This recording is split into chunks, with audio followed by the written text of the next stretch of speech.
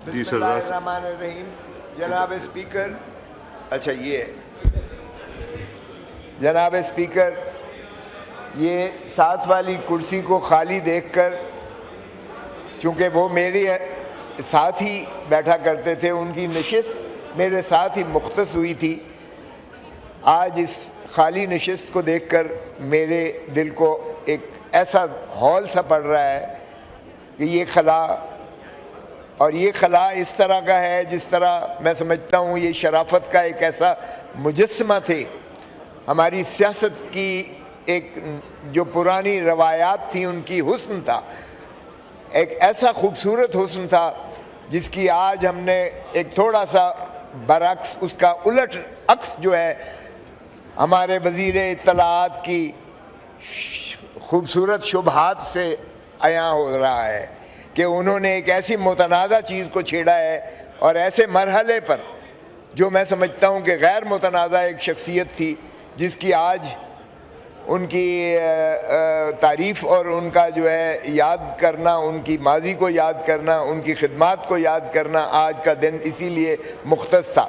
लेकिन इससे भी बाज नहीं आए तो यहीं से आप अंदाज़ा कीजिएगा कि क्या ये जमहूरियत का कत्ल चाहते हैं। मियाँ साहब मेरे घर तशरीफ़ लाए थे।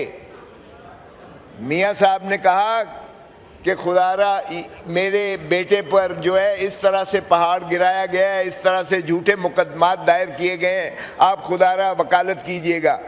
इनके साथ मियाँ साहब के साथ एक और MNA साहब भी तशरीफ़ लाए थे और मैंने कहा कि मियाँ साहब मैं हाज़िर हूँ जिस तरह की हो, लेकिन आप देख लीजिएगा कि इसका नतीजे क्या होंगे। और उसके बाद मियाँ साहब के साथ यहाँ अक्सर हमारी मुलाकात होती थी, लेकिन कभी उन्होंने ऊंचा नहीं बोला था। वो इतनी आहिस्तगी से, इतनी खूबसूरती से, इतनी लताफत से, इतने जो है आहिस्तगी से बोलते थे कि उनको साथ लग के कान साथ लगा कर सुनना पड़ता था। तो ऐसी शख्सियात मैं समझता हूँ ये नापैद हो गई हैं। बदकिस्मती है हमारी इस सियासत की। वो लॉर्ड मेयर रहे लाहौर के, और लॉर्ड मेयर होने के नाता से उन्होंने ग्रास रूट लेवल की सियासत की थी।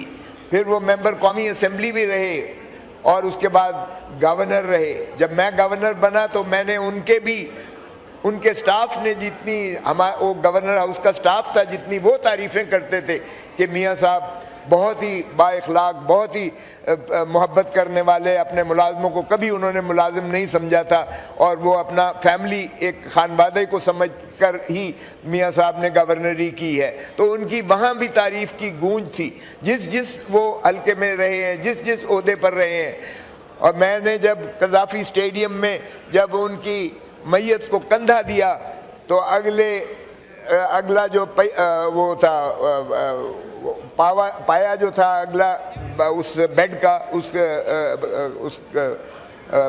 चारपाई का, वो हमाद ने पकड़ा हुआ था। और हमाद 1 मिनट के लिए आया और उसके बाद उसको पकड़कर और फिर गाड़ी में बैठकर उसको जाना पड़ गया। तो क्या इस तरह से बाप का जनाजा इस तरह से उठाया जाता है?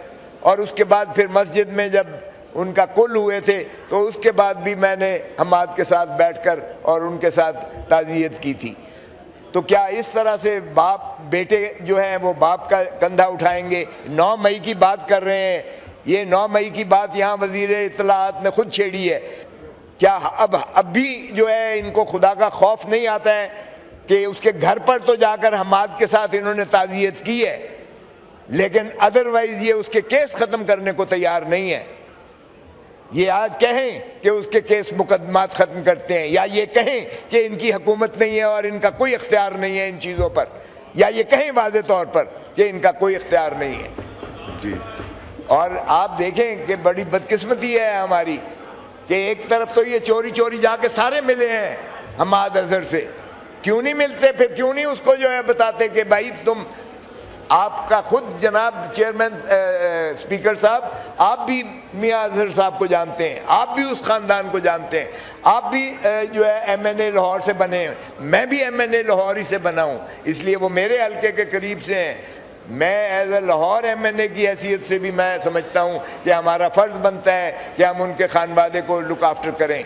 अगर मियाँ साहब की ये कर रहे थे कि मियाँ साहब के, हम बिल्कुल उस वक्त भी मियाँ साहब के साथ थे, कुलसूम बीबी के साथ थे, उनके मरहूम वालिद के साथ थे, उनकी जो है बेगम साहब के जो है हमने उस पर अफसोस किया था कि क्यों ये फिस्तायत हो रही है, क्यों कर ये जो है, ये तो इन्होंने खुद इसमें से गुजरे हुए हैं।